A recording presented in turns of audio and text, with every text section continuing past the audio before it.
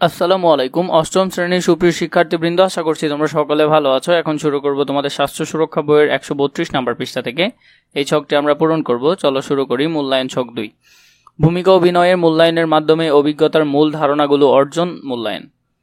ভূমিকা অভিনয়ের পর নিজেদের স্ক্রিপ্ট, বিষয়বস্তু, অভিনয় ইত্যাদির প্রক্রিয়া কেমন লেগেছে, কতটা উপভোগযোগ্য ছিল তা নিয়ে সহপাঠীরা আনুষ্ঠানিক মূল্যায়ন করবে।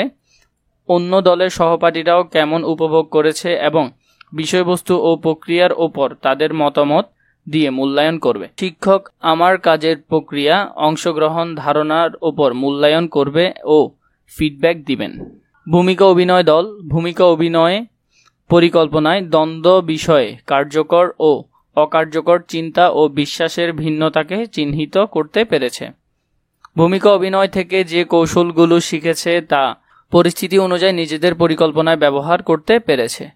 ভূমিকা অভিনয়ের দ্বন্দ্ব ব্যবস্থাপনার কৌশল সংক্রান্ত ধারণাগুলো সঠিকভাবে ব্যবহার করেছে দল 1, দল 2, দল 3 এবং দল 4। দল 1 ভালোভাবে চিহ্নিত করতে পেরেছে, যথাযথ ব্যবহার করতে পেরেছে, হ্যাঁ ঠিকভাবে ব্যবহার করতে পেরেছে। দল 2 চিহ্নিত করতে পেরেছে, আংশিক ব্যবহার করতে পেরেছে, হ্যাঁ ঠিকভাবে ব্যবহার করতে পেরেছে। দল 3 আংশিক চিহ্নিত করতে পেরেছে, যথাযথ ব্যবহার করতে পেরেছে, না সঠিকভাবে ব্যবহার করতে পারেনি। দল 4 খুব ভালোভাবে চিহ্নিত করতে পেরেছে, আংশিক ব্যবহার করতে পেরেছে, হ্যাঁ সঠিকভাবে ব্যবহার করতে পেরেছে।